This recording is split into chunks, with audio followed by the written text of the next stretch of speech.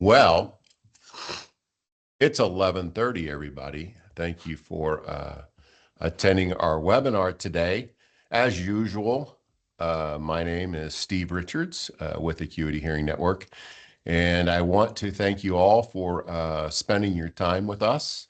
Um, I like to make this promise that we respect your time and the fact that you are taking time out of your day to come listen to what we have to say. We take it seriously. We want to do a good job for you, and we want to always speak about relevant events uh, in your world of selling hearing aids for fun and profit. And my guest for the third month in a row is Cade Simpson. Cade leads the group at Acuity Hearing Network, and we've been talking about exiting from specifically third-party administrators. And we spent the first 2 months of this 3-month series um, talking about this. And now today we're going to kind of land the plane and share with you some stories from people that have actually gone through it. Cade, do you want to kind of recap what we've been doing and kind of take command of this conversation? Because you've worked closely with both of these people on these projects. Yeah. Thank you, Steve. Good, Yeah. of course. And this is a fun topic. It's it's the number one water cooler topic at your local hearing aid or audiology association meeting. And so it's fun to talk about. It's something that we've had success with. And that's why we want to share our business. Our business is better. Our customers are happier. Our teammates are happier. And so we're spreading the good word. So we've had a 3-part series, as Steve said. The first one was general, if you will, general points. What about this idea? And just talking about kind of a holistic view of what third parties are, how they affect us, diving into a lot of random topics. The second one was specific to measuring cannibalization or not. I mean, at the end of the day, it's, I could assume what the measurements will probably show you, that it keeps showing the same kind of trends.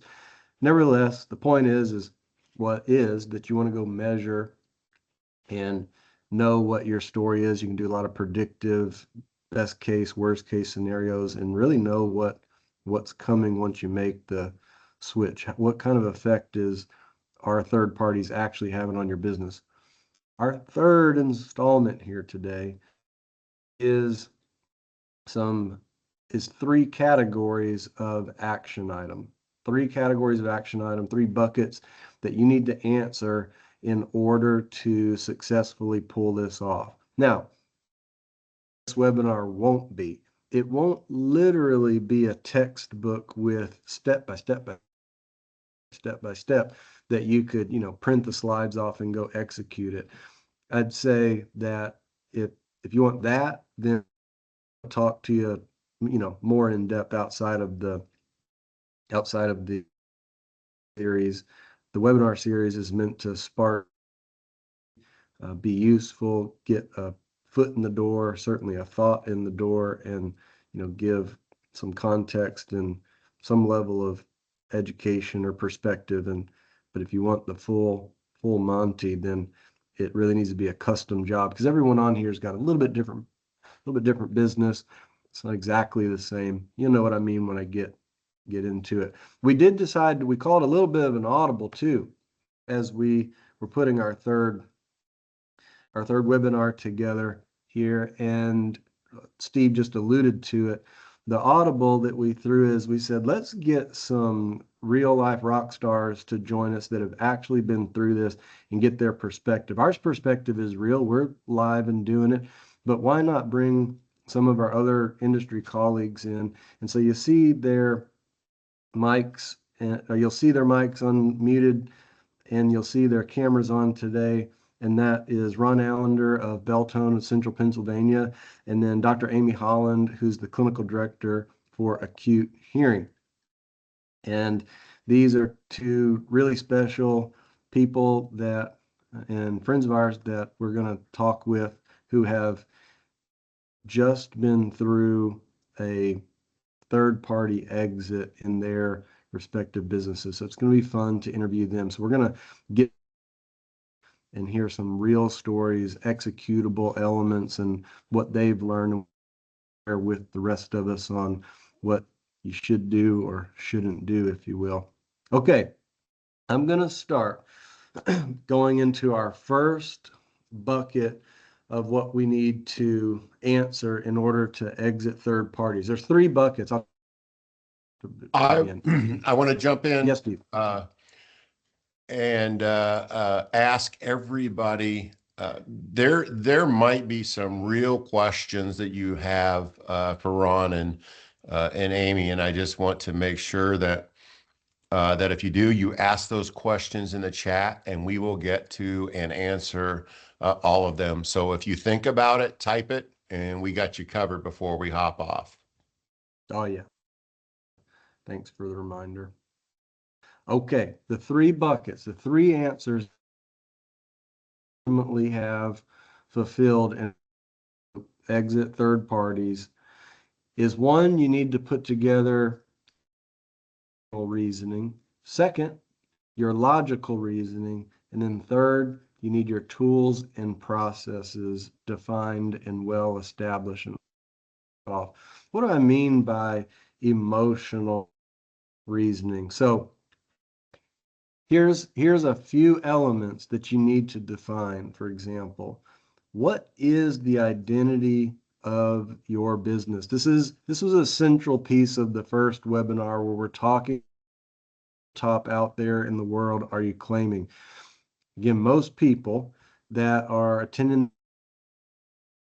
those questions are in the same bucket. Certainly Ron is, certainly Amy. Their businesses are in the Better Hearing Hilltop.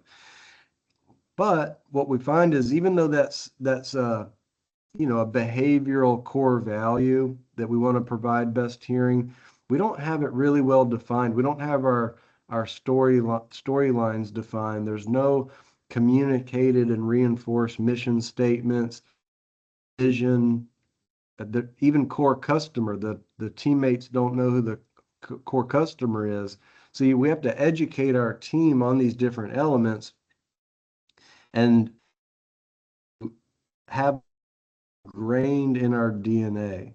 So you got to define your why, your vision, mission, core customer, and then you have to repeat,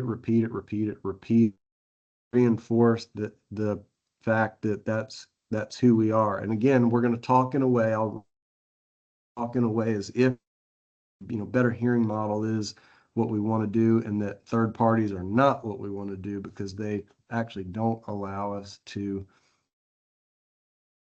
best hearing, for consumers. Ron and Amy, this is where we're gonna start. Now, this is not gonna be the full bore Q&A section of the meeting, but I am feeling like I want to hear from you on what's an example of something in who you are, defining your why. Why is getting rid of third parties your vision, mission, your elements, core customer? I want each of you to share something. Ladies first, is that fair? Sure, of course. When we started to shape our core values and our vision, like you said, we really wanted to define ourselves by being able to deliver best hearing, whatever that meant, for the patient. And the world we were living in, we were in network with 3 to 4 third-party administrators. It was a large amount of our units that were going out. And when we really looked at it through the lens of our core values or our mission statements, it's like we had a decision to make because we didn't feel like living into those core values meant treating one set of patients one way and another set of patients the other way. So really defining what that mission was and what our core values were, they really just provided a lens for us to know, okay, is this the right move for us or not? And even along the way, those decisions we made, we basically just used, those as lenses to look through to know which way we should go or what decision to make. And that's what ultimately led us to the decision to stop taking third parties. Yeah, I'll put a little color on that. I got to be in, shotgun seat along the ride with Amy and her team, and they had done a lot of work on their vision and understanding of building blocks of claiming their hilltop years. They decided to get rid of third parties, by the way. It's almost like they became more and more of who they, and it made it that, like Amy's saying, made it that much more clear to that third parties, all things considered, weren't the right move to make. I'll give one little example. Their mission statement is empowering lives, and it's like, so when we talk about empowering lives and what that about third parties, which put handcuffs on us as clinic teams to be able to, oh, that's not empowering. So that's what Amy's saying when she's talking about fit our core values and what we wanted to be as a quality hearing care company. Okay, over to you, Ron. What do you say on defining Yeah. these elements? Yeah, thanks, Kate. One of our core values is treat our patients like family.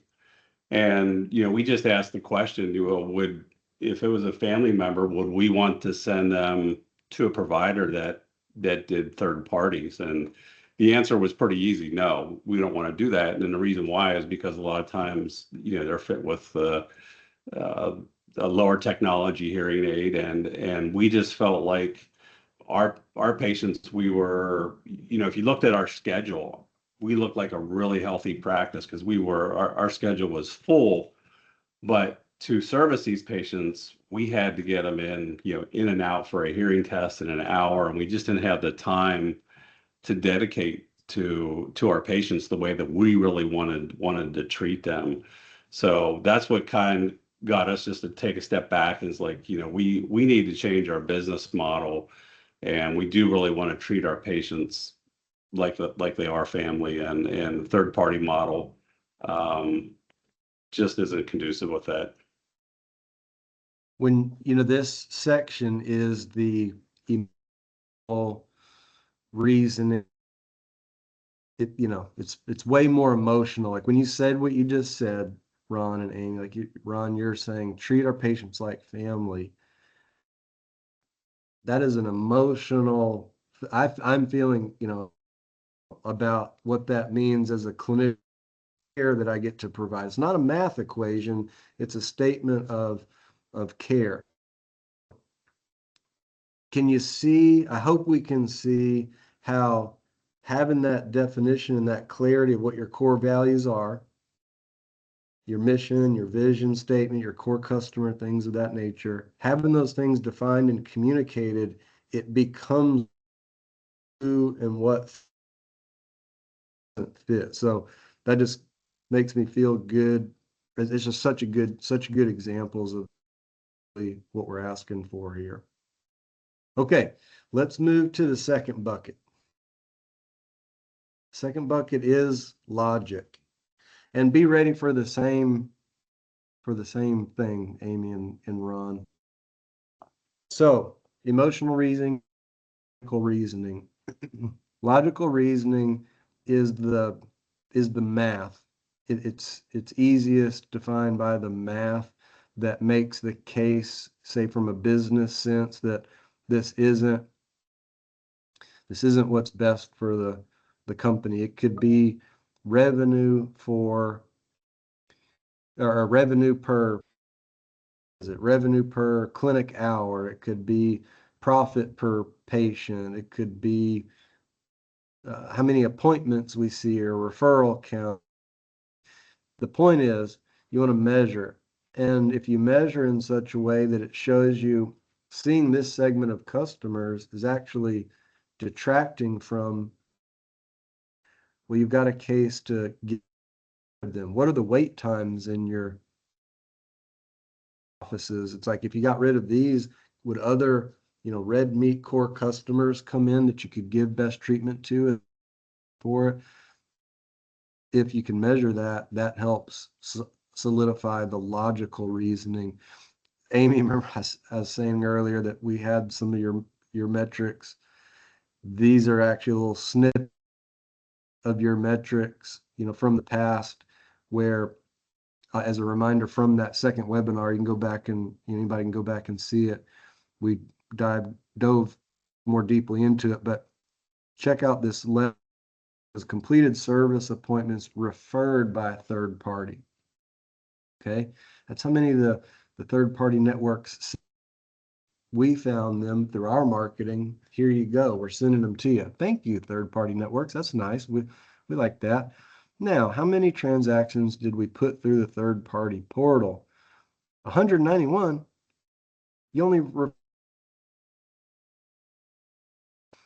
that's logical measurement. We had about it and we measured it logically, and literally this number set off the movement for Amy's team. Share that all. She can share more. Okay, so let's go Ron first this time. Ron, what kind of measurements did you do? This is leading up, this is preparing for the exit. What work did you do to kind of have a grasp on what might be to come, or what you might hope to expect, or the impact that it was potentially having on your? Yeah, ours was, like I mentioned before, our clinics were booked solid, most of them, and we were looking at how long it would wait for patients to come in. We were booked 3, 4, or 5 weeks out in some of our clinics, and so we felt like we're really busy, and all our clinicians are working a lot of hours, but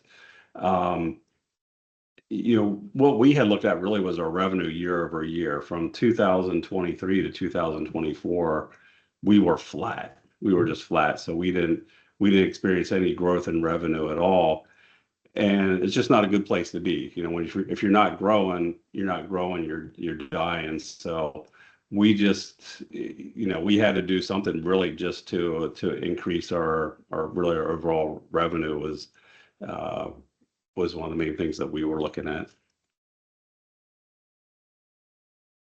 Yeah, your revenue's flat. I'll just reiterate, your revenue's flat, but appointment counts are up and schedules are full and more units or whatever, especially if you count the third party unit per revenue. Yep. Clinicians are working longer hours, and wait time. The problem is it was clogging up. It really was clogging up our schedule. So when we would get a private pay patient to call in, we had to make them wait 3 or 4 weeks. And as the longer the patient has to wait to come in, the cancellation rate goes up. So that was starting to interfere with the private pay patients that we did have that were coming in. Yeah. Amy and Ron, is this statement true in your opinion, that the TPA model and the best patient care model really are in opposition to each other? And one of the reasons you suffer from a lack of revenue growth is because your clinicians become, I'll say, less skilled at dealing with private pay patients, as their exposure to TPA kind of turns them into a different kind of clinician. Is that making sense? Yeah, absolutely. And that was definitely where we were at. I felt like we kind of got a little lazy of going through the patient pathway and the sales process, because a lot of our practitioners, they're used to just somebody coming in, and if they got free hearing aids, where's the sales involved? You just you go through and do a quick test and you write them up. And we have brought in some new clinicians, fitters, and that's the way that they were trained. So we really had to go back when we decided to do this. We really had to go back to the basics and just say, okay, we wanted to look at our pathway and how we were doing everything. But yeah, definitely it just feels like we were working for the insurance companies, not our patients. And I think clinicians are all, they're humans. And so if there's a path of least resistance available, you know what I mean? They're inclined to go that way. And so when you're trying to live in both those worlds, something we looked at was, are we setting our clinicians up for failure because they have this path of least resistance or way that they think is cheaper for the patient or is going to cost them less, and because our clinicians care about our patients, it's like they were inclined to do that. And to your question, Steve, it's like, yeah, when we decided to do this, one of the biggest places that you have to make an investment is in retraining your team to not be offering that again. I mean, this metric that Cade showed was so eye-opening to me as a clinical director because I just didn't think that that was possible. I'm like, well, why would we be putting people through that pathway if we didn't have to? But if the path of least resistance is there, it's like, most humans are going to take that. Yeah, I'm gonna say that as it relates gone, and it's a good segue into the next section, and so I want to go there. But as a referral point, if you want to see more of Amy's metrics, there's a bunch of them in the second webinar that you can go back and look at and reference. So let's go to step. It's literally what Ron and Amy are saying. And it is, if you want people to change, if you want them to move, if you want them to learn, you have to give them an emotional reason, logical reason, then you have a way. Pathway can be defined in many forms. Processes, these are all pathways. You have to give people, you can't just say, okay, go do it. You got to actually turn this stuff into real life, steps they can follow, processes they can follow, a curriculum. I mean, even the two buckets before, the emotional and the logical, like you want to have your vision and mission, values stuff. You want that on posters. Well, those are tools. I mean, that's turning all these things into actual resources that are tangible. Your metrics, you can do one-off metrics and do analysis measuring every day or every week or every month or quarter, you know what I mean? So you want to turn these into lifestyle tools, processes, and systems that you have. And I love the question about the kind of mindset of the clinician, and Ron having the humility to admit, yeah, we're not as good as we need to be. We're not as good as we need some training. We need to implement this. We need to adjust that. We've gone off track. We used to do it this way, and now we've let it go. We've kind of dumbed down our process. So let's talk about that. Let's go Amy first. We're just looking for, again, do a nothing but Q questions. So this is really about developing the tools and the processes that the resources that you need to get the team ready to show value and get rid of. We say, Amy.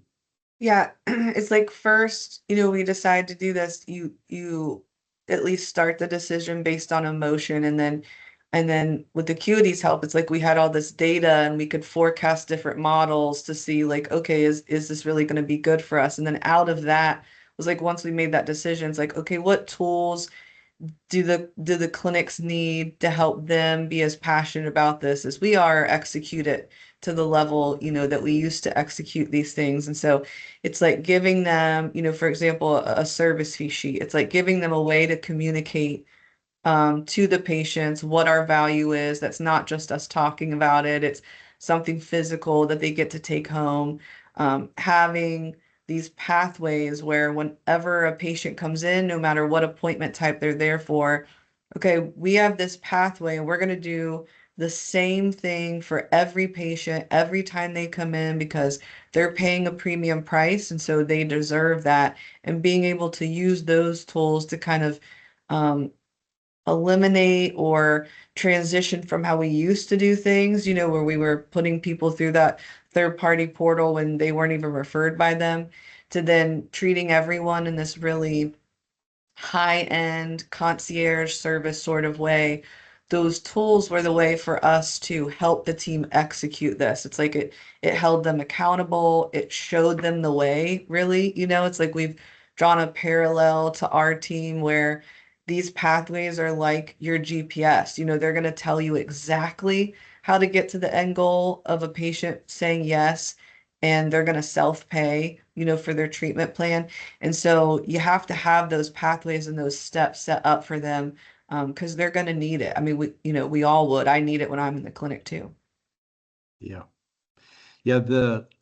Again, having gotten to watch it, another thing that like the acute team did, Amy's team did, they did in the clinics themselves. Like it's hard. It's hard. It's almost ingenuous to say, yeah, we give the best care. Clinic is not of the latest, best technologies in the, audiology technology world, monitors or videotoscopes. Amy and the team, they bought a bunch of new otoscopes and a lot of office updates and things. So that sets the tone and gave the platform for the clinic teams. I've got it in the paragraph text there. There's another layer, kind of subset of some of the pathways where, how do you handle someone now that comes in and has a third party, like deciding, okay, what are we going to do? How do you make the offer? How do you communicate it? Working on the dialogue piece. That stuff didn't exist before. We had to go write it. We had to write it better than we had ever written it, and then come up with, here's how we're going to do matches or whatever it might be. Okay, let's give Ron another crack at, give us something on a nugget on tools, processes. Yeah, and you just kind of hit on it, Cade, was, when we have a third party come through the door and they say, hey, I have True Hearing or I have Nations Hearing, whatever it is, how do we talk to that patient? Because as you said, we're just so used to them coming in the door and, oh, you have Nations Hearing, we'll put you in the portal. So that was one of the most valuable parts that I found was just knowing how to talk to these people and not feel bad about it, because it's kind of some of a moral issue. If the patient, if they have this benefit and they can get free hearing aids, but then we want to sell them a set of hearing aids for thousands of dollars, how do we differentiate ourselves from them, and how do we do that? How do we talk to them about it? And that's one of the things that have really helped us, just going through that pathway, from the time that they call in to the time going through the test, and if the insurance even comes up, talking to them about it. You have the service fee sheet up there.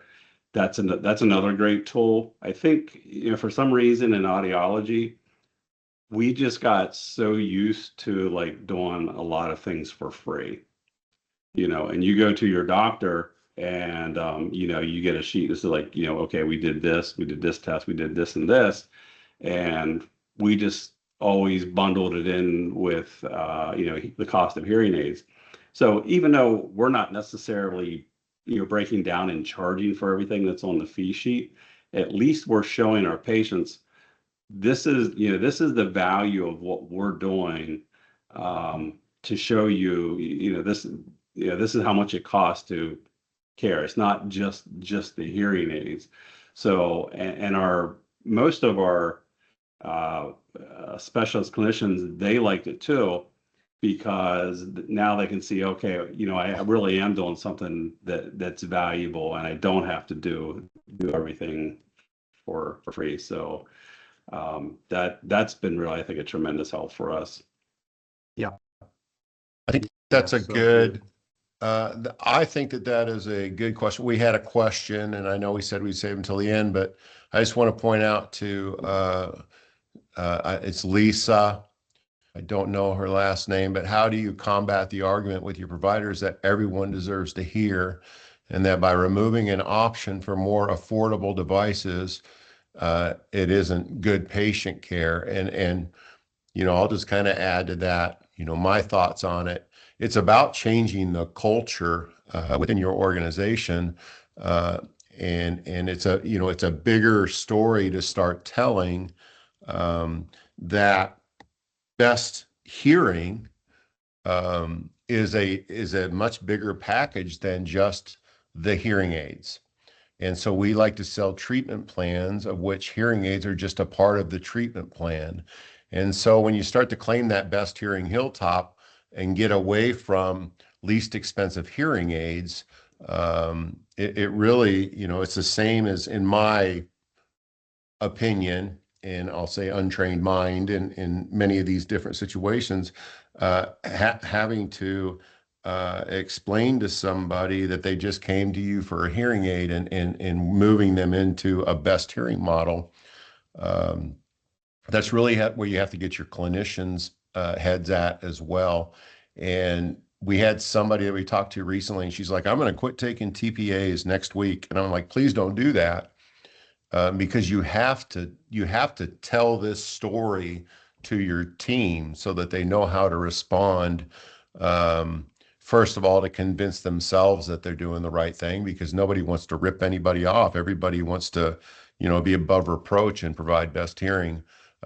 You have to either become better than your competitors that sell cheaper hearing aids, or understand that you're not, and head in that direction. Have you had anybody, Amy and Ron, say those exact words to you, a clinician, you know, say to you, this doesn't feel right to me? And how did you handle that specific question? Yeah, I mean, it was a really prevalent question. You mean something we fleshed out before we even thought about rolling it out to the team. And I think a lot of it takes, you know, insurance companies in general. Cade knows how I feel about insurance companies, but because I run our insurance department, um, you know, they would love for us, they only really survive for us to think, or for them to be successful in convincing us that we can't live without them, that patients can't live without them, and that we can't live without them, which is not true. And it takes changing our mindset first, that we can help, you know, clinicians and staff change their mindset of, we've lived in a world for a long time where best or most affordable are synonymous with each other. And the reality is there are costs far and above what the out of pocket that a patient pays, um, that aren't related to the price of the hearing aids. And what I mean is, okay, if somebody goes through a third party, and these are the discussions that we had with our team, is posing these questions to them of, okay, if someone goes through a third party and they get treatment that's affordable because they had zero out of pocket, but they're improperly fit and it's not verified, and they're not devices that are what their hearing loss needs, well, that's costing them years on their life. It's costing them increased risk of cognitive decline. It's costing them, you know, percentages of discrim that are going to go down year after year because they're just improperly fit. And so we did a lot of work with the team to help them understand that what's cheapest isn't what's best. You know, we still in our, you know, in this transition, and we've always had this, but we made it more so in our transition, is we do have affordable treatment plans, right? We recognized, hey, there are people who are only going to be able to afford so much out of pocket, or, you know, they have a limited budget. So we make sure that even though we do deliver best hearing, that doesn't mean every treatment plan costs $10,000. It's like, we have treatment plans that are as inexpensive as Costco or Sam's treatment plans are. But what they're getting on top of that is that they're getting properly fit devices that are verified every time they come in, and we can say unequivocally that they're treated properly, and so that those risks are being mitigated as much as we can. So I think you have to consider the cost to the patient that aren't financial, right? It's like there's health costs to the patient when we go through a third party and we're limited in what we do.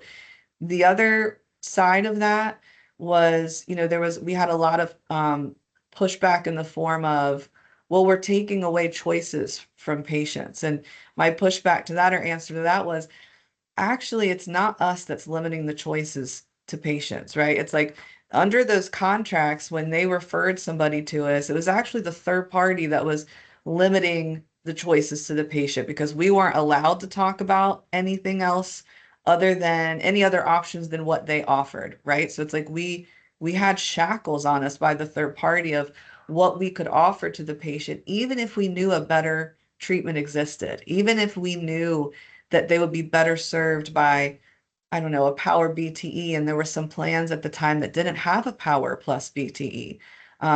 Well, we were shackled to offer something to them that we knew wasn't going to properly serve their hearing loss. When we stopped taking third parties, the way I looked at it is we then opened up the choices to the patient because the reality is there are people in our area that still take third parties. So if the patient wants to go that route, we're not abandoning them. There are places that they can go, but we then were able to open up their treatment options to ones that we knew that were best for them and then let the patient make the choice. You have anything to add to that, Ron? Yeah, I mean, our experience was very close to what Amy's was with our practitioners, and we had a lot of those same discussions, and we just took the attitude, we knew that we had to plan this out strategically before we rolled it out. We weren't just cutting off the third party. So we did a lot of training up front, and Phil and Sarah helped us. We worked very closely with them, developing our core values and communicating that to the team. But yeah, I think Amy said it pretty well. Yeah, I'll do it. I'll use the 3 steps that we talked about today, like the live example. So someone that has a third party benefit, that's a human being in a beautiful life, a life worth empowering, a life worth connecting, a life that deserves better hearing. So is the guy that doesn't have the third party. Whether they have a third party or not, it's not the point as much as maybe we spent our hard-earned to them or whatever it might be, that let's say whether they have a third party or not, they're willing to pay and invest in better hearing. That's maybe the most important element. They're willing to pay and invest in it, which allows us to go, oh yeah, I can do all the work we need now, and we have no this relationship. So if you have a schedule clause patients that people, if you have a schedule that's clogged with people that are low margin, maybe won't invest in better hearing, and it's causing people that would to not show up, because that happens, by the way, that happens in the metrics. You'll see it. You get X amount of appointments scheduled and you have a show rate. Well, we want these people to show up. And it does kind of sound harsh, but it's like we're willing to potentially lose them to gain the same amount of people, if not more, that are willing to pay for it. And that makes the business help.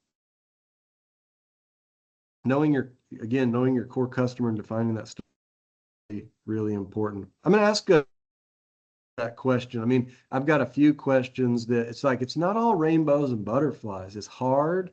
There are trade-offs. We'll get to that. And that one is a good one. Ron, how would you describe in general, you're on the other side, relatively new, you can tell people like, when did you make your first move on moving away from third parties, give some context there, but you're on the other side of the fence, let's say. How are things going? And if you want, I'm going to show your backdrop screen here. Sure. Yeah. So Kate, it was roughly about a year ago. Really, we started talking about us. My general manager Mark Barge and I have been talking about it, and then we started working with Sarah in the marketing, and then she's like, you should talk to Phil and some of our group, and invited us down in January to Florida to a meeting that you had. So just a little less than a year when we started talking about it, and then we took the first quarter to really kind of solidify our core values and come up with a plan. And then we started with our first clinic, which you have up here as Camp Hill. We started in March of last year, and we felt that we had a practitioner who was, that was open, receptive to change, and they didn't really care. She didn't really care for third parties, and just wanted to improve. So we rolled our first clinic out was March of this year, and then by the end of June or beginning of July, we saw how it was going with our first couple of clinics, so we just cut the cord then completely by July. So you can see on the numbers here. I'll just point out a couple of things. You look at the lower left-hand corner. Last year we did was it? Let's see which one we got up here. Oh, this is for so we did 52,000 in revenue for this clinic. This year, so far year to date, we've only done 7,400, and of course you can see our sales up. But the other thing to look at too is that right there in the middle of the page is our ASP, and where our ASP is up $741 per unit, and we got in that trap before where this is what we wanted to sell private pay, but we got stuck in that trap of, well, this is what Nations is selling it for, or this is what this third party selling it for, so we would match. And that really cuts into your margins and really hurt us. So it's been a lot of training with our group. It's a process, and you have to do it strategically. And we made the commitment when we made the decision to eliminate the third parties, is we knew this was going to be just training for at least the rest of the year, and that's what we've been doing. And we're I will say now most of our HCPs or fitters, they've embraced it now, but we've had some pushback, and we had to make some hard choices. We left a couple practitioners go that just did not want to change, and we've replaced them, and results have been spectacular in those clinics where we've made changes. That's great. Yeah, that you're giving an overall positive feedback or reinforcement that it's been good for the business. You're also sharing details that were not easy, fun, at all. And it's just, this is oversimplifying it. It's part of the, I don't know, in a way, but at the end of the day, it's like the organization needs to survive and thrive for the community and ultimately for the team that hangs in there. Whenever you announced that you weren't going to take third parties anymore, say more about how the team received it, and then how, go 3 months later, what was the feedback after you had, 3 or 6 months after the fact? Talk about team feedback. Yeah, so it's like it's a change, right? So you're gonna have a certain number of people who are gonna resist it, and that's human nature because it's something different that we've been doing it so long this way. Now we're changing it. So we had some pushback, and I would say our group was mixed. I have about I think we have 11 or 12 practitioners. And I would say half right away embraced it because they were at the point where they were just kind of sick of the third party themselves because they didn't feel like they were taking care of the patients and really their values aligned with what mine were and my leadership team was. And then there was always like, yeah, I like what you're saying, but I'm not sure about it, and then we had those ones who just like, I'm not doing it, I'm not going to do it. So what we did was we identified, two or three of our offices that we said, hey, these offices we know the practitioner is going to be receptive to it. So let's start with them. And so we rolled it out to them, and um, I would say pretty much right away we started seeing some success.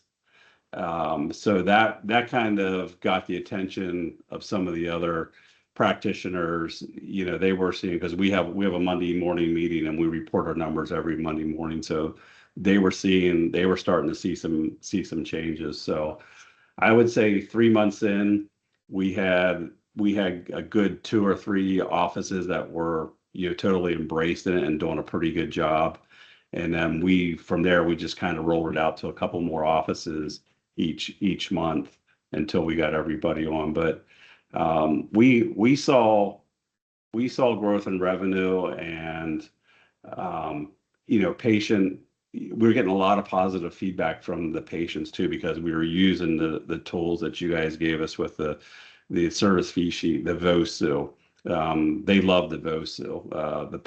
Our practitioners and patients love the VOSU as a tool. So that was something that was really helpful for us to get everybody on board. Um, most if you look at our reviews, we have pretty solid reviews where most of our offices are 4.7 to 4.9. I would say probably 95% at least of our negative reviews come from our patients that are third parties. It is rarely a private pay person. So they were pretty excited about just offering a higher level of care to the patients and felt like that they there's so much more value in what they did. And as I mentioned too, there was a couple practitioners that said, hey, I'm not doing this.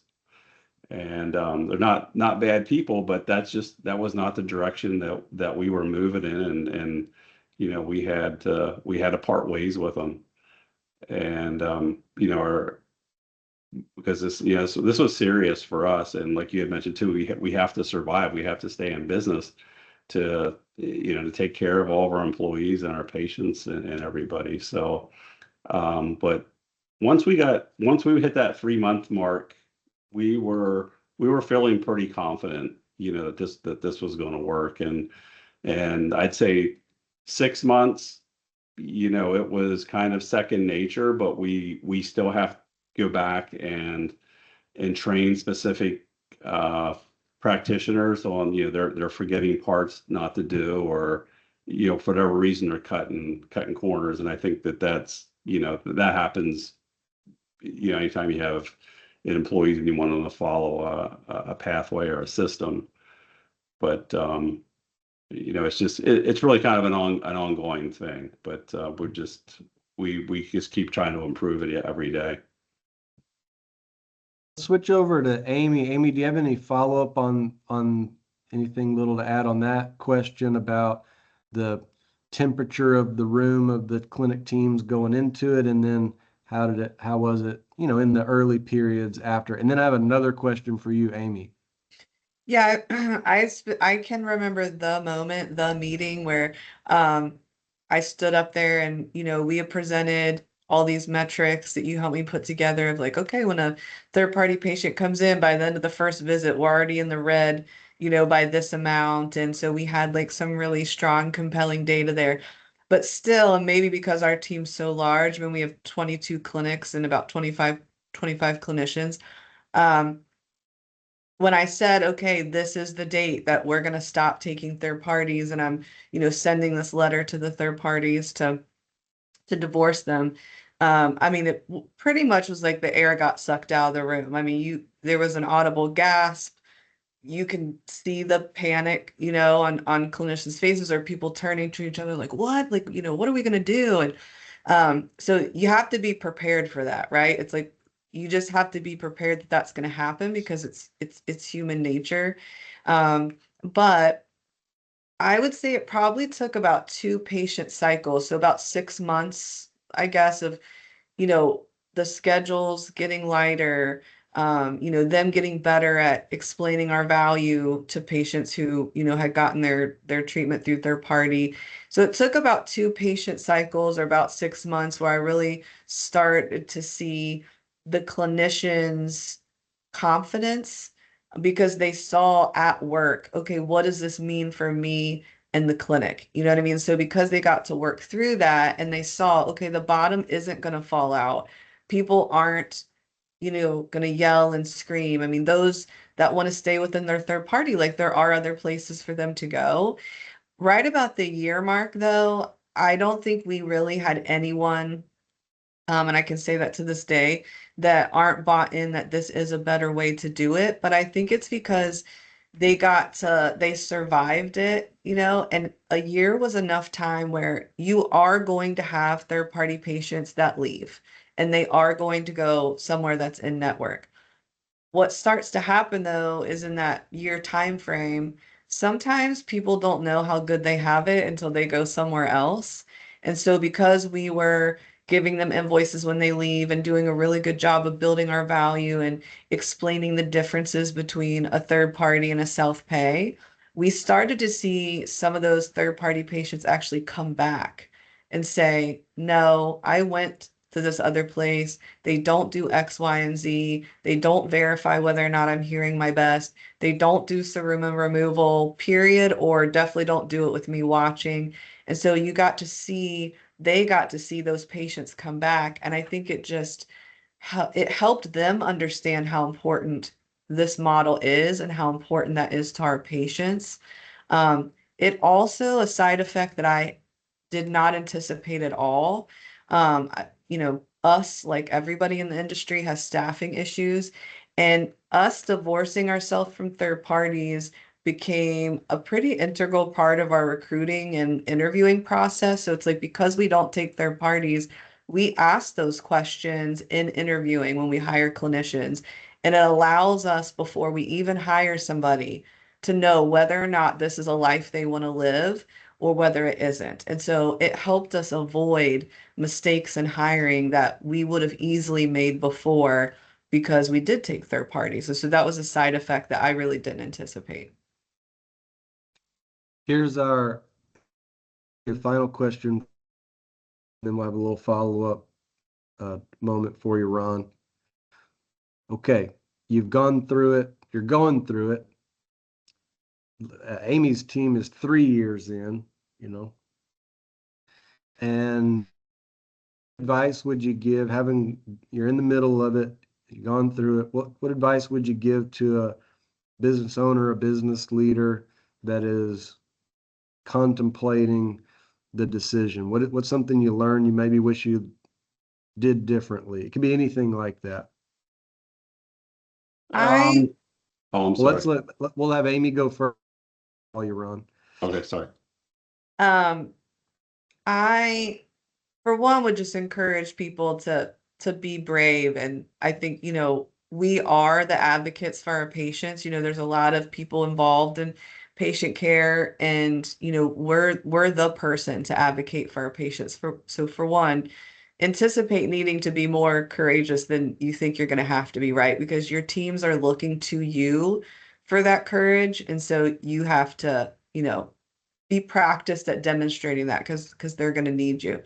I also wouldn't underestimate even your most astute, experienced clinicians are going to need help communicating this to patients. It's like we have some absolute rock star clinicians who are so good at what they do, and they're so good at motivating patients into treatment, but they needed help communicating this. You know what I mean? And they needed help understanding, one thing we did in the beginning, because you need them, right, is talk tracks. And we're, practicing these talk tracks and stuff like that.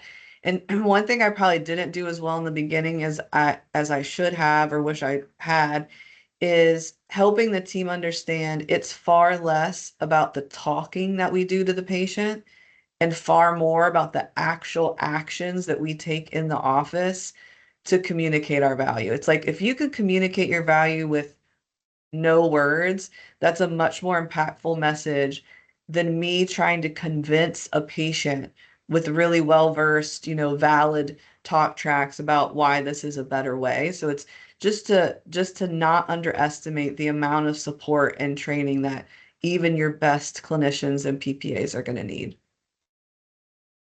Thank you, Amy. What say you, Ron? Yeah, I think just the amount of training that takes. We did say up front we know we're going to be training for this for a long time, but just the reinforcement going back, because you think maybe they get it down, they have it down, and just going back and retraining and training it was a huge part of it. So I would emphasize that. Don't underestimate the amount of the training that you're going to have to do to get really, like Amy was saying, like with the mindset. It's more about getting your practitioners in the right mindset, and just getting them to follow the pathway. And one thing I emphasize with our group, what I said,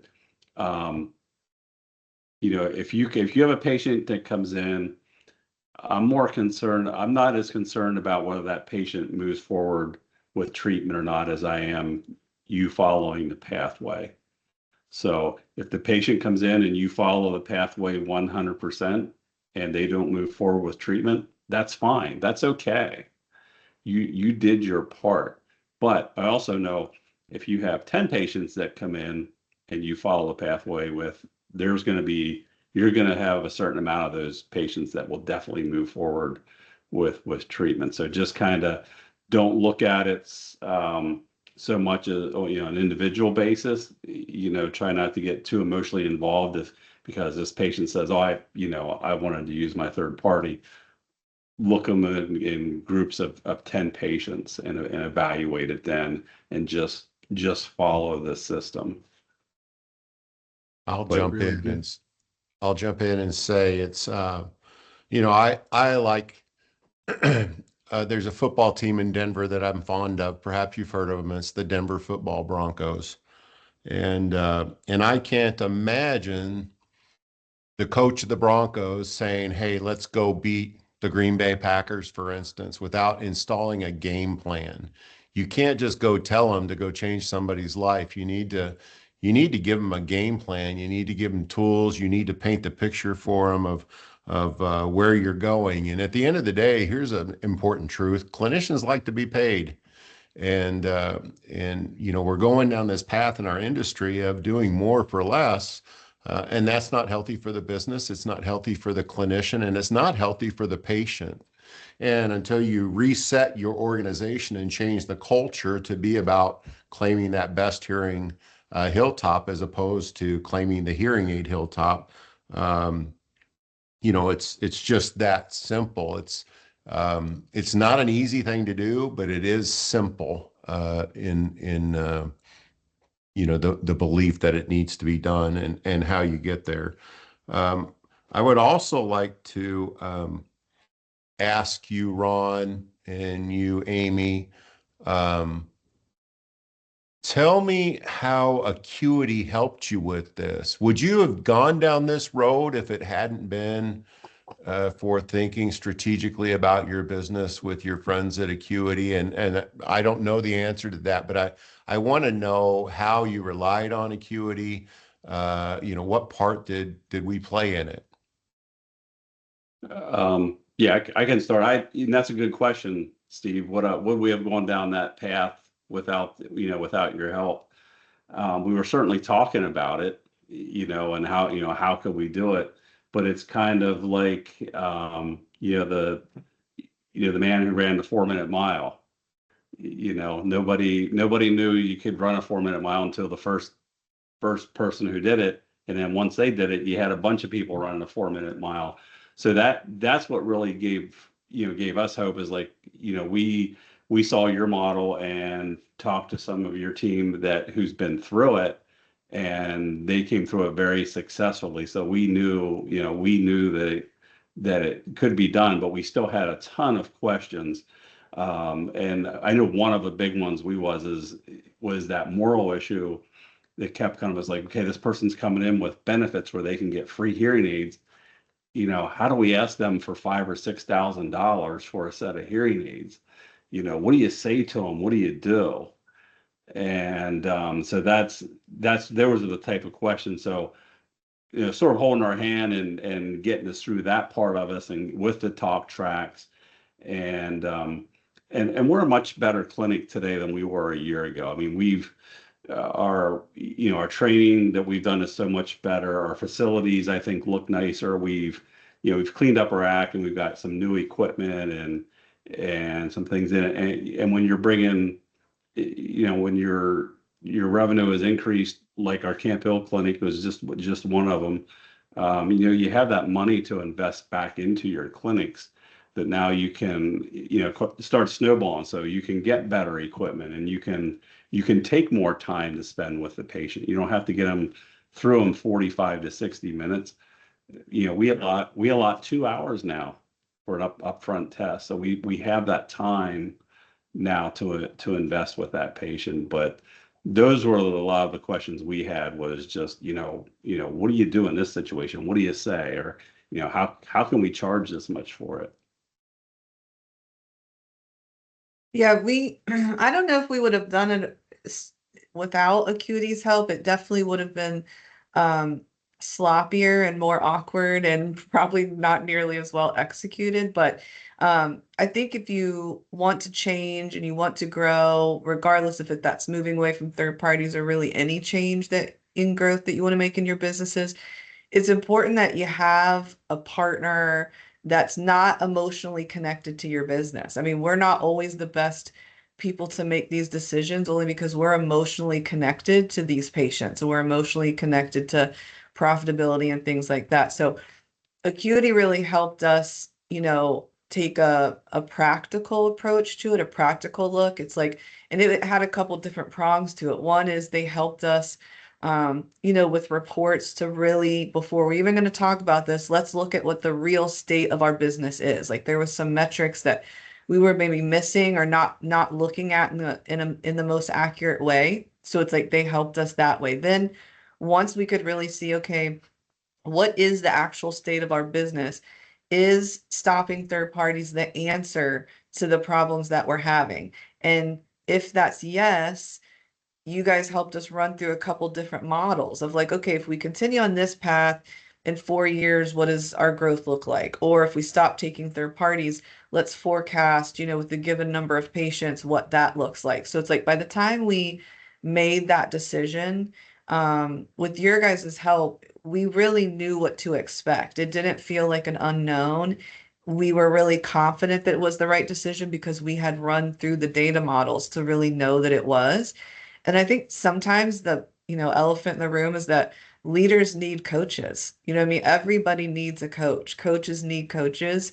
And the support that Acuity gave, it really helped make executing this possible. You know what I mean? Any doubts that we had, they had other clinics that had done it as examples, like Ron was saying. And so it helps you see, like, yeah, people are living this. This is a model that, other people are successful at. And so it gives you the confidence to go do it as well.